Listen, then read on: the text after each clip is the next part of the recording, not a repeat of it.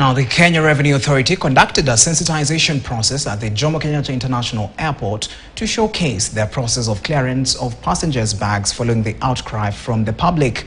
Now, our very own Jimmy Mbogo was there and now joins us with more on what's going on at KRA with regards to the area sparking conversation for the better part of last week. Good afternoon, Jimmy. Well, thank you very much, and a very good afternoon to you too, Nyakundi. Yes, this has been a beehive of activity right here at the KRA, and of course the big conversation is around the items that are being taxed when you come back into the country. Whether you have been out of the country and you come back, what are these particular items that might be subjected to taxation? Now, we have been taken through the process, particularly from when the bags that were checked in are being processed, for you now to be able to go to the carousel and pick them. And we have seen even the marking happening there, and they've tried to explain to us why some of these bags are being marked. Now, tell me with more details, particularly how much KRA has done to be able to inform Kenyans on what is eligible to come back into the country. I'm joined by Lilian Nyawanda, who is the Commissioner for Customs and Border Control. Madam Lilian, thank you so much for making time to speak to KTN. This issue has caused jitters. Anyone outside the country, they're worried about coming back, particularly because of the new taxes. The assumption has been that, number one, they're going to be harassed at the airport. Number two, they're going to be forced to pay for these items, including personal items. Where are we with that? Can we just get a clarification on that? Okay, thank you. Thank you so much. In terms of the items that are allowable into the country, we do not tax personal items. You know, you went out with your clothes and you came back with your clothes, they're not taxable. But what is taxable is actually outlined in the law, and we operate under the East Africa Community Customs Management Act, which is, cuts across all our partner states. What is taxable is anything that is above $500. So that is what is taxable. All right. Yes. All right. So of course, the question of concern, and this is something that we tried to get answers earlier on, is the question of how then do you get to verify the quality or the pricing of some of these items? Because if we rely on the declaration of passengers, so what happens if I have an item that is above that, but I declare it or undervalue it? So we have our customs officials are well trained on valuation and are able to know what is new. That's why even through our scanner, the scanner can differentiate between an old phone and a new phone. So our customs officers are well trained, and as part of the process, as we engage, once an item has been identified, our officers are trained to engage the passenger, the traveler, and just to get information out of them and get more details. So we give the traveler an opportunity to provide the documents, the receipts of what they bought, and where those are not available, then we are able to assess.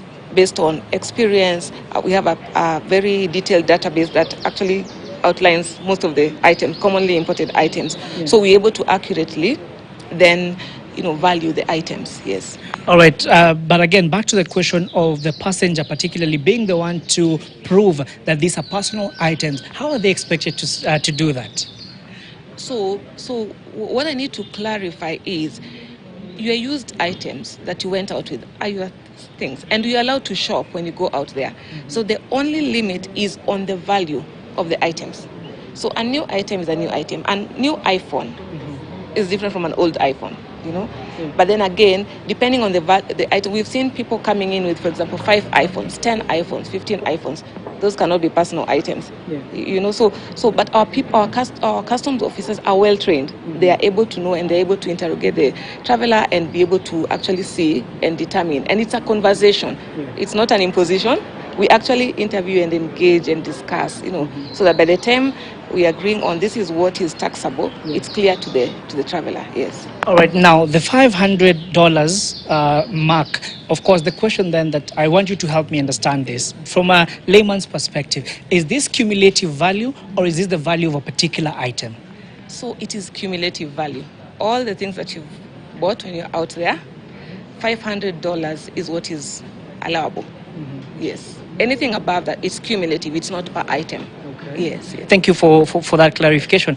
Now, back to the question of the value of some of the confiscated goods. How much has KRA been able to collect since this process began? And also, if you could touch on the question of communication, because the concern that many Kenyans have is we were not given time to get used to this new way of doing things. Okay, so in terms of how much we've collected from the taxable items, we've collected since July to date, we've collected around 51 million. Yeah, that's not a small amount for the airport, 51 million. In terms of communication, we accept that there's room to communicate. And as the CS said, we'll partner with other government agencies, we'll partner with the Ministry of Tourism to ensure that the communication is out there. It is not a new directive. The law has been there. Actually, the $500 has been there since ECMA, the Customs Act, was there. Why the increase in terms of the forecast is because we have seen in the last few months, especially since July, an increase in the dutiable items. There's been a remarkable increase in the dutiable items. So that then, with more interceptions, then of course the feedback then becomes louder, yes. But I just want to assure Kenyans that we are not here to frustrate our passengers. We love our country as equally as everyone else.